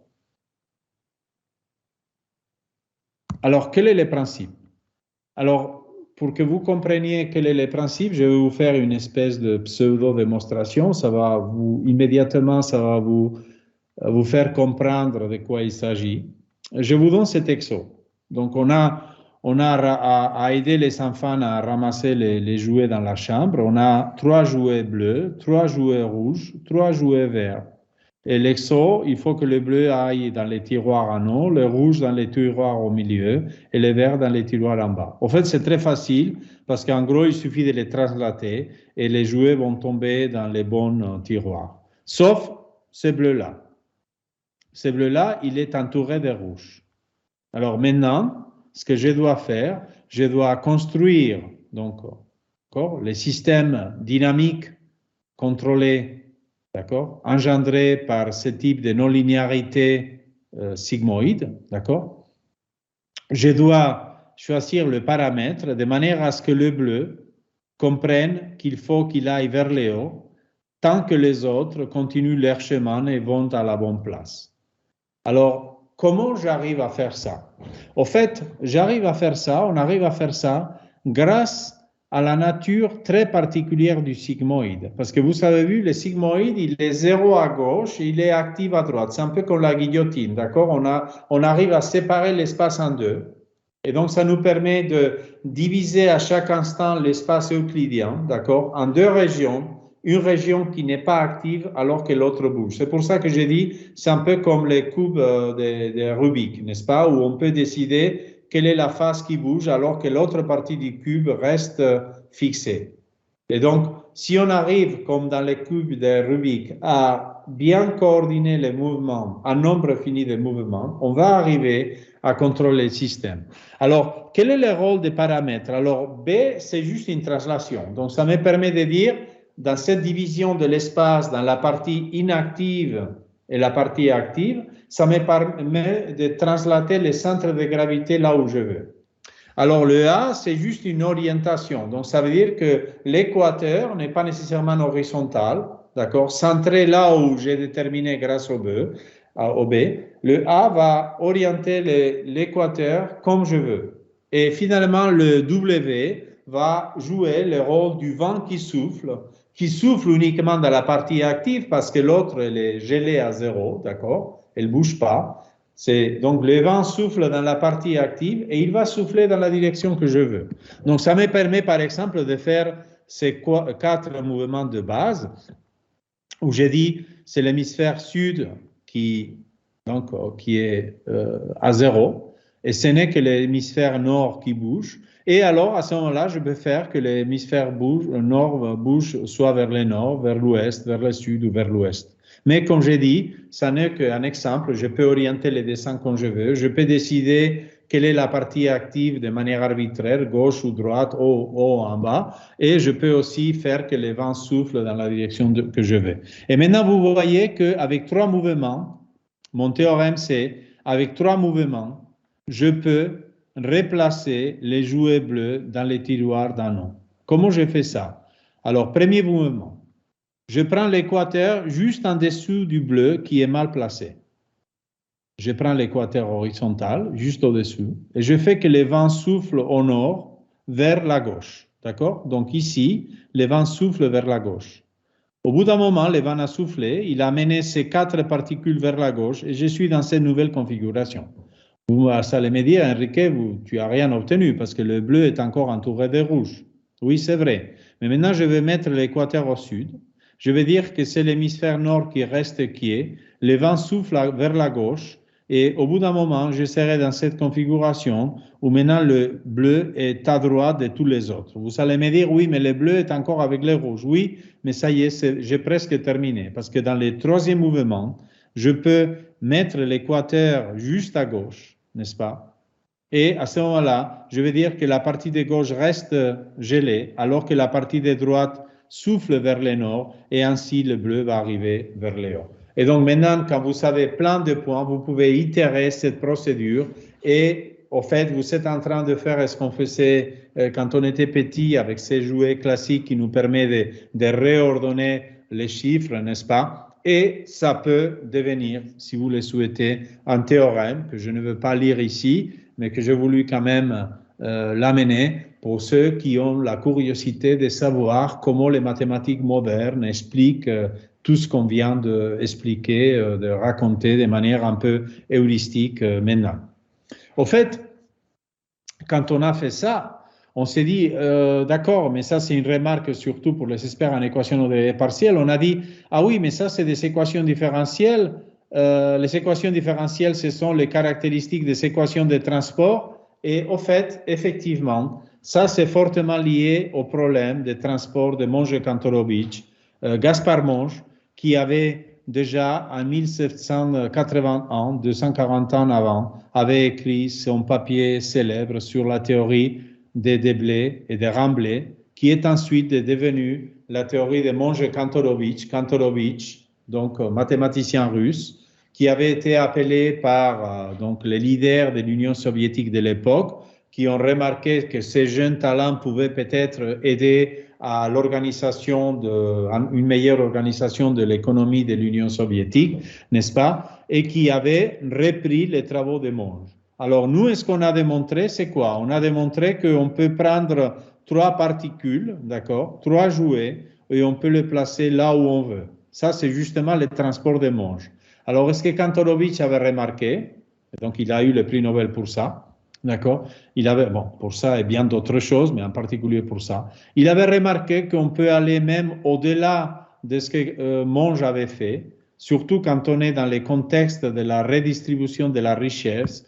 Auquel cas, ce qu'on fait, c'est que les masses qui sont concentrées au début dans 3 endroits, on peut par exemple la diviser en 6 petites parties, on peut hacher la richesse et ça permet de la redistribuer de manière combinatoire, d'accord, de manière beaucoup plus diverse, de manière à ce que la personne ici, d'accord, ou la région ici, ne récupère pas nécessairement la richesse d'un point de départ, mais que ça puisse prendre une partie d'ici et une partie là, d'accord, une tâche qui, évidemment, au niveau global de la planète, ça reste encore à faire. Voilà donc comment, en effet, la théorie du contrôle, l'apprentissage automatique se rejoignent et, au fait, finissent par rencontrer, par exemple, la théorie du transport de Monge-Kantorowicz. Juste pour finir, quel est le futur? Voilà, le futur, ça va être, à mon avis, ça va continuer un peu comme ça. C'est une roulette où les idées émergent. Au fait, c'est après, quand on a fait une nouvelle application, on se rend compte que c'est au fait une vieille idée qui avait déjà été exploitée, mais qu'on a juste un peu réécrite dans un contexte différent. Un bon exemple, c'est voilà, la contribution pionnière de Page et Brin quand ils ont construit d'accord, les navigateurs Google, d'accord. Ils se sont dit, au fait, on est dans le monde Internet, je cherche un objet, je vais classifier les pages web. Alors, quand j'ai écrit LH, d'accord, je voudrais que, voilà, j'ai les différentes options, d'accord, de manière à ce que, voilà, les différentes personnes qui ont les mêmes noms, les différents lieux qui ont les mêmes noms apparaissent. Par exemple, si vous mettez en Google Zua Zua, vous n'allez pas trouver ma personne, vous allez trouver le général Zua Zua qui avait fait la révolution au Mexique, n'est-ce pas? Et il y a une ville dans l'état de Nueva León, au Mexique, qui porte mon même nom, d'accord? Comment ils ont fait ces rankings? Ils se sont dit, bon, d'accord, ça, évidemment, c'est trop simplifié, mais l'idée de base, c'est ça, c'est de dire, voilà, Internet, c'est un monde gigantesque. Les gens visitent des pages de manière totalement random, difficile à modéliser, incapable de contrôler. Donc, c'est un espèce de mouvement brownien, chaotique, d'accord? Ah, mais si c'est un mouvement brownien, ça donne lieu à un processus de diffusion, comme Einstein avait dit, c'est l'équation de la chaleur. Et ils se sont dit, alors, écrivons donc justement l'équation de la chaleur, x' égale à AX, où A est la matrice de connectivité de ces réseaux, d'accord? Et ils se sont dit, tiens, le théorème de Perron-Frobenius dit que le premier vecteur propre de cette matrice a toutes les entrées positives. Ah, si toutes les entrées sont positives, je peux les ordonner de 0 à 1. Et ils se sont dit, et d'accord, maintenant je vais arranger l'ordre des pages à partir de la valeur de la composante correspondante de la première vecteur propre, valeur propre de cette matrice. Et c'est ainsi qu'ils ont construit les navigateurs Google. Donc, vous voyez à nouveau une idée de base d'algèbre linéaire appliquée pour quelque chose qui est devenu une révolution technologique. Alors, le futur, on ne sait pas trop ce que ça va être, mais ce qui est sûr, c'est que ça va être écrit dans les contextes, dans les langages de mathématiques, comme Galiléo avait dit. Galiléo avait dit l'univers est écrit dans les langages de mathématiques et pour le futur, c'est certainement ainsi. On a construit les mathématiques depuis Pythagore, on a fait la révolution industrielle, on a fait la cybernétique, l'automatique, les contrôles, les machine learning. On ne sait pas trop ce que ça va être le futur, mais certainement dans cette interrogation, il y a beaucoup de mathématiques à faire. Merci encore de cette invitation, Elhaj, et à tous pour être là, pour votre patience. Merci beaucoup, Enrique, et merci pour ce voyage de Pythagore jusqu'à aujourd'hui, et tu as parlé des futurs, tu as parlé des différents. Merci beaucoup de ta pédagogie et de tes efforts pour faire passer les idées. Alors, on va voir s'il y a des questions sur Internet. Vous pouvez toujours continuer à poser vos questions. Ma? Oui. Vas-y. Est-ce que tu as des questions? Oui. Vas-y. Tout d'abord, merci beaucoup, professeur Enrique Soissoi, pour cet exposé très intéressant qui nous a permis de comprendre les fondements mathématiques cachés derrière l'apprentissage automatique. En attendant les questions, j'en ai deux. La première concernant l'apprentissage automatique supervisé. Si j'ai bien compris, les données d'entrée, les données de sortie sont connues à l'avance. Ouais. Est-ce qu'on peut aussi parler d'apprentissage automatique non supervisé? Tout à fait. Tout à fait. Au fait, mais ça, c'est une très bonne question. En fait, moi, en tant que mathématicien, quand je parle aux collègues, je profite toujours pour poser des questions comme ça. C'est un sujet difficile, n'est-ce pas? Parce que imagine que je vous dis classifier les gens dans la rue. Oui. Donc ça, c'est un problème de non supervisé, n'est-ce pas? Et donc, vous avez la liberté. Donc, vous sortez dans la rue et vous pouvez dire, voilà, je divise les jeunes, les enfants et les gens adultes. Ou bien je divise les hommes et les femmes. Ou je dis les gens qui sont grands ou ceux qui sont petits. Et chaque réponse est consistante. Donc, vous pouvez, par exemple, regarder l'algorithme de Lloyd. Voilà, vous avez une très belle entrée dans la Wikipédia. C'est des choses qui ont été faites dans les années 50, qui consistent à faire de répartition des Voronoi, de décomposer un peu la carte du monde. Voilà. Et donc, l'algorithme de Lloyd fait exactement ce qu'on voit aujourd'hui dans les guerres qui sont encore actives au monde.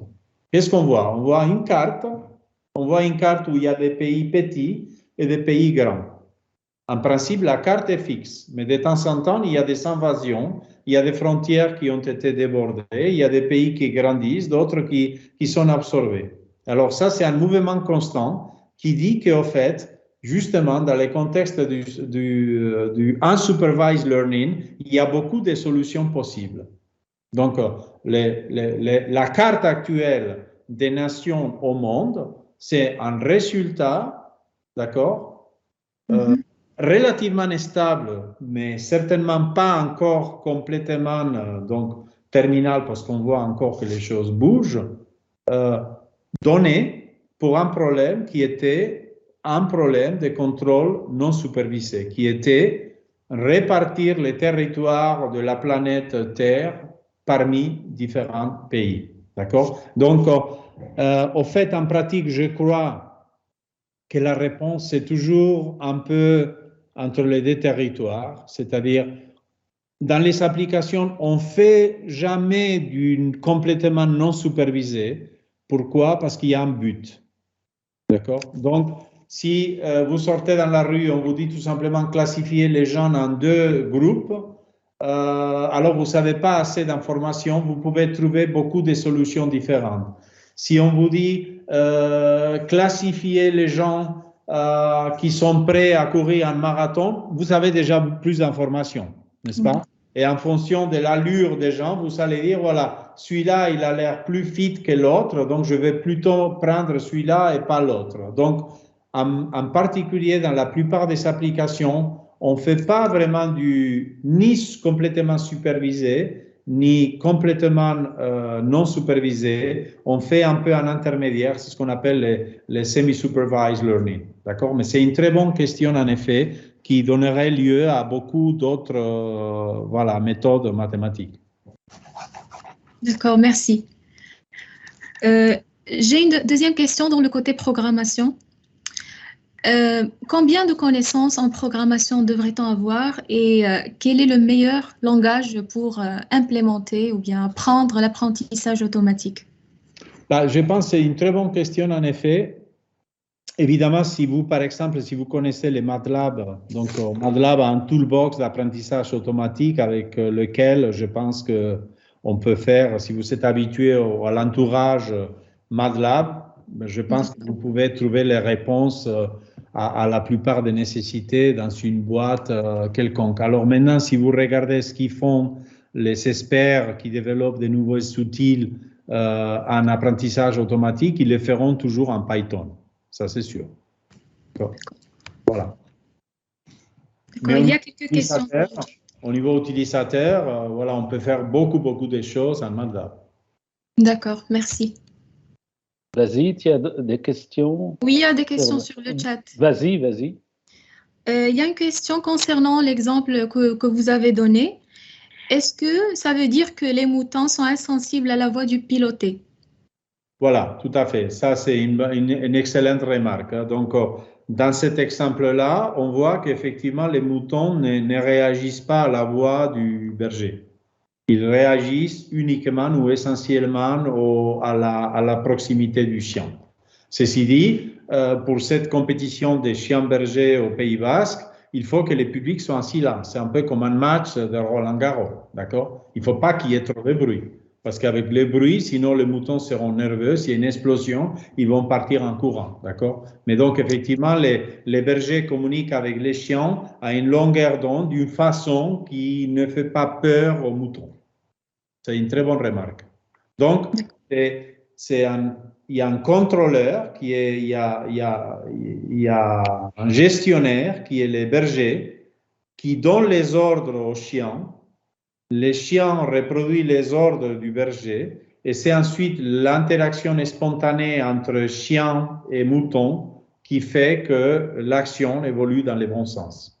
C'est un système couplé, d'accord? C'est un système couplé, mouton-chien, et les contrôles agissent sur la composante chien, mais comme le système est couplé, d'accord? La proximité du chien fait que les moutons partent loin, c'est ça qui rend le système contrôlable. Donc, vous voyez bien un peu cet aspect Kalman, c'est-à-dire Kalman avait dit, vous pouvez avoir autant de composants que vous voulez, et vous pouvez avoir juste en contrôlant un bouton.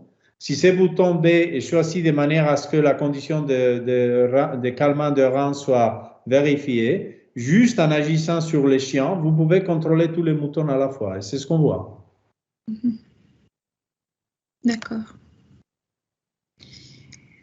Une deuxième question qui dit, est-il possible d'appliquer cette stratégie lorsque nous avons un nombre infini de points dans un compact fixe? Voilà. Donc, oui. Donc, c'est un mathématicien, ça. Ouais. Oui, c'est M. Abdallah, oui. Oui, c'est une d'accord. question très intéressante, effectivement. Donc, c'est un peu aussi quand j'ai dit qu'on peut classifier un nombre arbitraire de points, mais effectivement, la complexité du contrôle croît. Et lorsqu'on passe à la limite, voilà, justement, là, il y a un passage à la limite très délicat et il faut le regarder cas par cas. C'est justement la différence qu'il y a. C'est pour ça que j'ai évoqué aussi la figure de Jacques Louis Lyons, qui a été quand même celui qui a probablement plus contribué à faire les passages entre la théorie du contrôle en dimension finie et la théorie du contrôle en dimension infinie pour les modèles de la mécanique. Il y a un passage très délicat, d'accord, et il n'y a pas de théorème général. Il faut le faire cas par cas. Il faut regarder vraiment quelle est la modélisation adoptée pour pouvoir dire si ou non. Bien sûr, la réponse, ça dépend du modèle considéré. D'accord? D'accord. Il y a d'autres questions, Maha? Il y a d'autres questions qui viennent là, des spectateurs, on va dire. Les Oui, auditeurs. des commentaires qui disent merci pour la conférence. C'était des très bonnes questions. Alors, vous savez, de ces spectateurs, voilà, très, très fins. Ouais. Oui, bah, il y a des spectateurs très, très fins. Il y a d'autres questions? Non, je peux poser des... Alors, Enrique, est-ce que tu as le temps pour... parce que je sais que tu as d'autres... Oui. Alors, j'ai une question à propos de l'histoire. Tu as dit tout à l'heure que Cauchy, c'est le premier qui a commencé à dire qu'il ne faut pas essayer de résoudre les équations. On ne peut pas les résoudre toujours. Et moi, j'ai l'impression que ce n'était pas lui, c'était plutôt Poincaré. C'est Poincaré qui a, au début, le premier, à montrer qu'on ne peut pas résoudre toujours les équations différentielles et qu'il faut une étude qualitative. C'est mieux que moi, mais qui était plus âgé, Poincaré? Non, c'est Cauchy, il est plus âgé que Poincaré. D'accord. Et bon, bien sûr, il y a le fameux théorème de Cauchy-Lipschitz. Oui, voilà, moi j'ai dit, je fais référence, effectivement, tu as tout à fait raison, c'est plutôt Poincaré qui avait dit qu'il faut regarder les aspects flow, non, géométriques ou topologiques, voilà.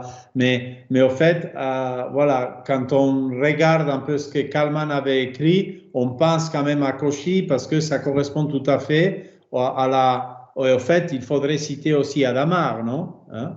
Donc, un problème est bien posé au sens de Hadamard. Oui. Quand il y a une équation d'évolution qu'on écrit au sens un peu de Cauchy, x' égale à ax, et il y a un espace de phase, soit en Hilbert ou en Banach, où il y a une unique solution qui dépend de manière stable par rapport aux paramètres. Mais je suis d'accord avec toi, je ne saurais pas dire qui a été les premiers. C'est vrai que la terminologie qui est restée, c'est quand même problème de Cauchy, n'est-ce pas? Oui. Bien posé au sens de Hadamard. D'accord. Et après, il y a effectivement tous les aspects liés au système dynamique qu'on a bien vu dans tout ce qui est les mouvements associés aux particules, voilà, dans l'apprentissage automatique de Poincaré. En tout cas, ça reste en France. Oui. Bah, il y a l'école mathématique française était très développée et c'est vrai que Cauchy, il a fait entrer beaucoup de rigueur. Voilà. Et surtout de point de vue rédaction. Parce que comme il rédigeait ses cours à l'école polytechnique, d'ailleurs, mon père aussi était prof à l'école polytechnique. Donc, comme il rédigeait ses cours pour les élèves, donc c'est lui le père de la rigueur. Cela dit, historiquement, quand il y avait les équations différentielles linéaires, les gens savaient résoudre, ils voulaient résoudre explicitement. Et donc, après, il y a les équations différentielles non linéaires, et là, le problème est devenu difficile. Bien Mais sûr. quand Poincaré a montré qu'on ne peut pas toujours résoudre et qu'il faut une étude qualitative, c'était un choc. Il fallait beaucoup de temps pour que les mathématiciens et ensuite les mécaniciens et les physiciens soient convaincus qu'on ne peut pas toujours résoudre. Il y a des choses qui échappent. Et Hadamard est presque un élève de Poincaré. Donc, Hadamard, il a compris comment on voit qu'elles sont lentes, hein. Ça prend beaucoup de temps de faire des progrès. Hein, vous voyez, parce que bon, déjà, Poincaré avait fait tout ça, mais le concept de chaos a été introduit bien après. Hein, par exemple, donc, et voilà, Navier-Stokes qui est encore ouvert. Non? Jean Leray avait fait ça quand il était très jeune, dans les années 30, voilà, c'était peut-être sa thèse, non? Hein? Et annoncé, hein, le résultat de Jean Leray là, de 1934, voilà. Il était fait quand il était maître de conf à Nancy. Ce n'était pas sa thèse, c'était après la thèse. Ouais, donc un résultat, bon, à l'époque, Navier-Stokes 2D a une unique solution, donc le problème est bien posé au sens de Hadamard. Problème ouvert en 3 dimensions, il est toujours ouvert. Oui, et il coûte $1 million. Il coûte $1 million. Voilà. Il coûte célébrité. Oui, à mon avis, ça va résister encore un peu, oui. Tu crois? Je pense, oui. Oui. Alors, j'ai une autre question, donc toujours parce que je vois que tu maîtrises très bien l'histoire et tu as connaissance, parce que d'habitude, il n'y a pas un seul domaine, Euler, n'a pas intervenu. Mais là, tu n'en as pas parlé. Est-ce qu'il ne s'est jamais intéressé à ces points-là? Bon, en fait, Euler, il faudrait les citer très souvent le long de cette conf. Hein. Par exemple, le passage des réseaux de neurones comme système dynamique discret en temps à cette vision, l'équation différentielle, c'est Euler. Hein. C'est la discrétisation des équations différentielles de Euler. D'accord? D'accord. Lui, c'était vraiment, on pourrait dire que Euler a inventé l'analyse numérique.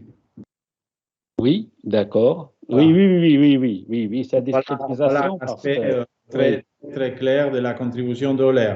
Euler a été, c'est lui aussi qui a introduit les nombres irrationnels, non?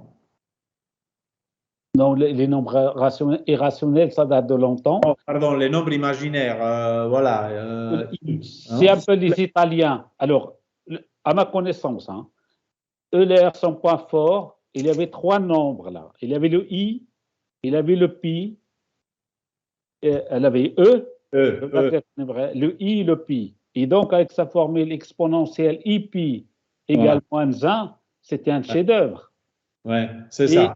Et lui, il écrivait E à la puissance ip plus 1 égale 0. C'est-à-dire qu'il a mélangé tous les nombres à l'époque et criait vraiment qui ébahit tout le monde. Ouais.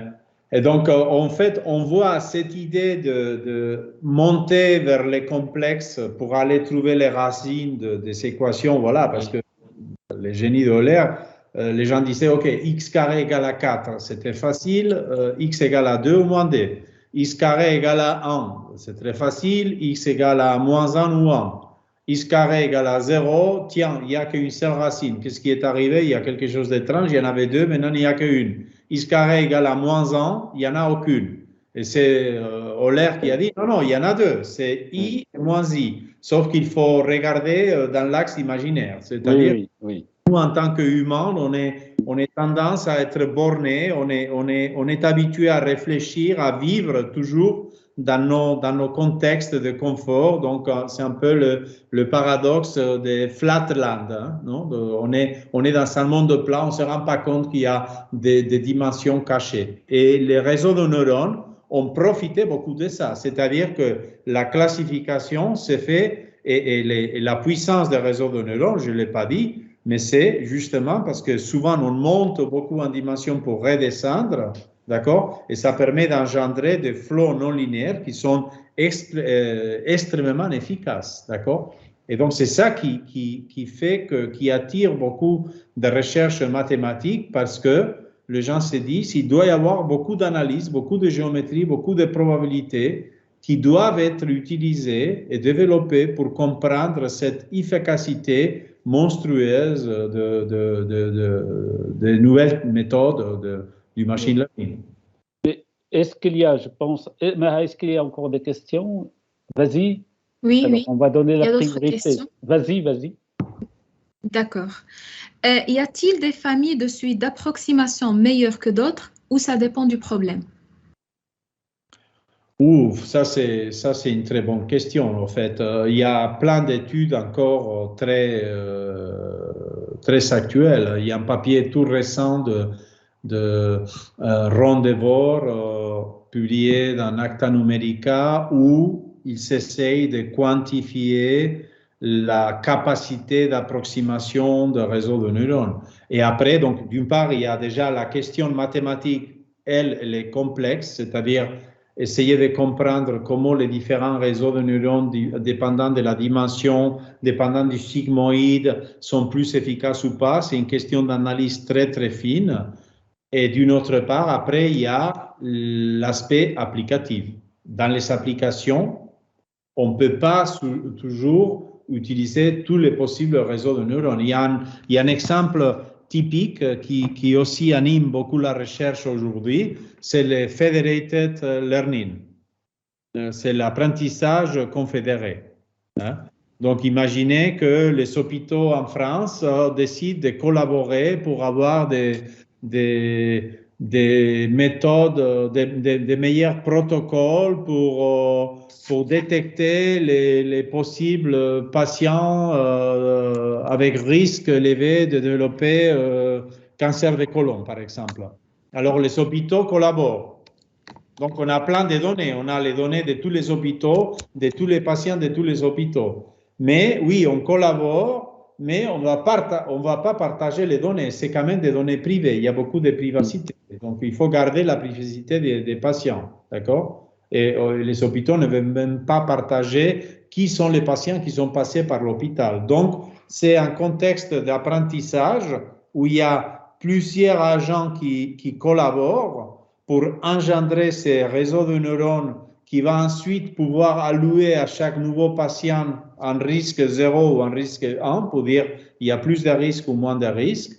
Mais cet apprentissage s'est fait en commun mais sans partager des données. Donc ça, c'est un nouveau paradigme qui ne permet pas les mêmes architectures des réseaux de neurones, mais qui est de nos jours très, je ne sais pas, ou différentes boîtes d'automobiles qui essayent de développer de meilleures méthodes de freinage pour la conduite automatique, pour la conduite autonome. D'accord? C'est un enjeu qui est universel. D'accord? On veut bien qu'il y ait des voitures autonomes, mais on voudrait bien que la voiture autonome s'arrête lorsque les piétons passent. D'accord? Et ça, c'est souvent des décisions qui ne sont pas si évidentes, dépendant des situations de risque et de conflits. Hein.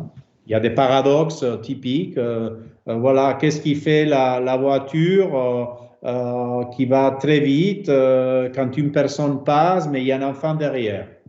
Est-ce qu'on freine au risque de déstabiliser la voiture et avoir un accident, ou est-ce qu'on écrase les piétons? Voilà, ça, c'est des décisions que l'algorithme doit prendre de manière instantanée et qui sont d'une importance radicale. Donc, on veut créer des algos qui trouvent la meilleure réponse pour un problème qui, d'ailleurs, n'a pas une bonne réponse parce que c'est soit une vie, soit c'est l'autre, probablement, n'est-ce pas? Et donc, c'est une situation dramatique, extrême. Et donc, pour cette tâche, on voudrait que plusieurs agents, donc en particulier tous ceux qui sont en train de développer les nouveaux modèles de voitures autonomes, collaborent. Oui, ils vont collaborer, mais ils ne vont pas partager leur expérience, leurs données, leurs idées. Donc, il y a des nouvelles architectures qui doivent être créées pour faire face aux différentes applications. Donc, d'autres contextes classiques, vous savez, les conférences de Stéphane Mala au Collège de France, très belles aussi en YouTube, sur les images, les traitements d'images par ondelettes et par des méthodes de machine learning des réseaux de neurones où ils vont vous expliquer qu'il vaut mieux utiliser des réseaux de neurones convolutionnels, ce qui est typique d'ailleurs parce que dans tout ce qui est image, donc les noise, les bruits, et les denoising et les débrouillages est fondamental. C'est un des problèmes donc au cœur de la théorie. Et ça, c'est toujours lié aux convolutions, d'accord? La convolution comme les mélanges, d'accord? Comme processus extrêmement irréversible. Hein? Tout le monde connaît ça parce que si on met du sucre dans les cafés, on les mélange et après on décide que c'est trop sucré, c'est pas parce qu'on démêle qu'on va réussir à vraiment dissocier à nouveau le sucre du café. Non, c'est des processus très irréversibles, d'accord? Et ça, c'est lié à la convolution. Donc, cela inspire par exemple, dans les contextes des images, l'utilisation de réseaux de neurones d'un type particulier qui vont mélanger, mais qui vont mélanger tout en gardant quand même les aspects fondamentaux de la figure. Il ne faut pas, quand on voit une photo, il ne faut pas dire qu'il faut distinguer une tache d'un œil. On ne va pas enlever l'œil parce que c'est une tache. Non, une tache, c'est une tache, il faut l'enlever, mais il faut garder les structures principales. Donc, il y a beaucoup de développement appliqué, mais à nouveau, je dirais, il n'y a pas une réponse universelle. C'est un principe général qu'il faut ensuite adapter d'une manière vraiment artistique pour trouver les meilleurs résultats dans chaque cas en fonction des challenges de chaque application.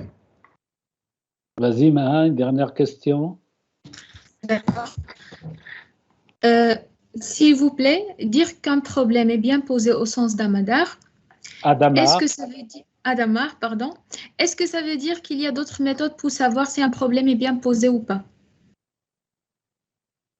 Bon, pour démontrer, pour étudier si un problème est bien posé, il y a beaucoup de méthodes, bien sûr. Le concept de bien posé, je dirais, il est unique, ou il est presque unique. Après, il y a des variantes, parce qu'il y a des problèmes qui ne sont pas bien posés, mais qui sont presque bien posés, etc. Mais le concept d'être bien posé, c'est clair. C'est qu'un processus d'évolution est bien posé si, à partir de chaque configuration de départ, il y a une unique trajectoire, d'accord? Et cette trajectoire dépend de manière, disons, souple et smooth, et stable, de différents paramètres. Après, la question, c'est comment on démontre qu'un modèle est bien posé. Et après, donc, pour ça, il y a différentes méthodes. Voilà, on a parlé de Fourier, voilà, la méthode de Fourier. Fourier était un révolutionnaire à son époque quand il a dit, voilà, je décompose en Fourier, je suis le comportement de chaque fréquence et je remélange tout et j'aurai la solution. À l'époque, les gens ne pouvaient pas y croire, mais en fait, c'est une méthode systématique. Mais ça reste linéaire. Après, pour les modèles non linéaires, il y a différentes méthodes. Justement, il y a les méthodes énergétiques que Leray avait créées, qui a donné lieu à une école d'analyse non linéaire. Par exemple, il y a les livres de Jacques-Louis Lyons des années 60 sur quelques méthodes d'analyse non linéaire pour résoudre des équations différentielles et bien d'autres après qui ont été développées partout au monde. Voilà. Donc, des méthodes, il y en a beaucoup, mais il y a des problèmes qui résistent aussi. Un exemple, c'est Navier-Stokes en 3 dimensions d'espace. D'accord? Et Navier-Stokes, c'est les fluides. Et les fluides, c'est certainement parmi les milieux continus, celui qui nous intéresse le plus, parce que les fluides, c'est l'eau, les fluides, c'est l'air, et les fluides, c'est les gens. Donc, c'est 3 fluides qui sont indispensables pour la vie de l'être humain. Le sang, le vent, l'air et l'eau. D'accord. Peut-être Oui, vas-y. Malgré ça, les avions arrivent à voler. Oui.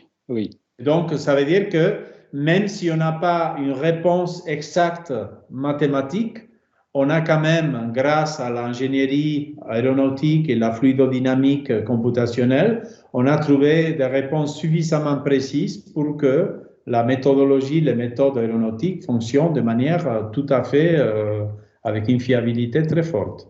Mais les problèmes mathématiques persistent. D'accord. Une dernière petite question. Tu as parlé des contrôles, on va dire déterministes. Est-ce qu'il y a des contrôles stochastiques ou est-ce qu'il est en train de se développer? Bien sûr. Donc, il y a beaucoup de... Au fait, ça, c'est une très bonne question. Au fait, les principes de la programmation dynamique de Bellman, c'est là où, au fait, Bellman aussi s'est rendu compte que on fait face à the course of dimensionality. Je ne sais pas comment on dit en français. C'est quoi? C'est le diable de la dimension? Oui. Voilà. Oui. Donc, ça veut dire, Bellman a dit, au fait, quand je regarde tous les chemins possibles, choisir les meilleurs, il a dit, en gros, tout en simplifiant beaucoup les choses. Si je dois aller d'un point à l'autre et on me demande de trouver les meilleurs chemins, ça ne doit pas être si difficile de dessiner tous les possibles chemins, mais quand il a commencé à faire, il s'est rendu compte, ah oui, mais il y a tellement de chemins que j'y arriverai jamais. D'accord? Donc, c'est un peu comme dans Simville, vous dites, je dois aller de ce point à ce point-là, vous prenez la carte et vous commencez à dessiner tous les chemins possibles, vous n'allez jamais terminer. Donc, ça, c'est le diable de la dimension. On dirait que ça a l'air un problème simple, trouver les chemins les plus courts d'un point à un autre, mais au fait, si on formule ça comme un problème de combinatoire ou d'optimisation discrète où il s'agit de trouver les meilleurs chemins parmi tous les possibles, Bellman a dit, ça c'est le diable de la dimension, vous n'y arriverez jamais. Et alors, par exemple, de nos jours, tout ce qui est lié au reinforcement learning, d'accord, utilise beaucoup cette idée de Bellman, mais grâce au gradient stochastique des méthodes de Monte Carlo, qui consiste un peu à visiter, pas tous les chemins, mais visiter un grand nombre de chemins de manière aléatoire pour trouver un qui peut-être n'est pas le meilleur, mais qui est quand même assez bon. D'accord? Et le reinforcement learning, c'est l'apprentissage renforcé. C'est ce qui est utilisé tout le temps en Internet. Quand vous allez, c'est pas, vous achetez une fois chez Amazon, d'accord? Si vous achetez un vélo, la prochaine fois que vous allez ouvrir Amazon, ils vont vous offrir un casque de vélo, un maillot de vélo, des culottes pour les vélos, des chaussures pour les vélos, parce qu'ils sont appris. Chaque fois que vous cliquez, d'accord, c'est un système qui apprend de vous. Donc, les systèmes de recommandation de journaux, vous êtes lecteur habituel d'un journal, d'accord? Si vous êtes enregistré, le journal va enregistrer vos lectures et ainsi, le lendemain, quand vous allez ouvrir le journal, voilà, paf, le résultat de Paris Saint-Germain. Oui. Écoute, merci beaucoup de ta disponibilité, merci de ta pédagogie. Vraiment, un grand merci. Et je voudrais dire aux jeunes et aux moins jeunes qu'ils ont la possibilité de revoir, de visionner la vidéo qui sera bientôt prête et accès libre. Donc, vous allez sur le site conférence-d6 sciences avec S-d6 et ET-d6 société.ENIV-Lorraine. Voilà, encore un grand merci à toutes et à tous. Bonne soirée. Et la prochaine conférence, ça aura lieu en présentiel. Elle aura lieu le 31 mars à 19h à Polytech, Nancy. Et là, on va parler de l'intelligence artificielle. Bonne soirée et à la prochaine conférence. Au revoir. Merci encore, hein. À bientôt, Elage. Merci Maha et merci Luc et les techniciens qui ont fait possible cette conférence. Merci. Bonsoir. À bientôt. Merci. Bonsoir. C'est mieux. Ciao. Ciao.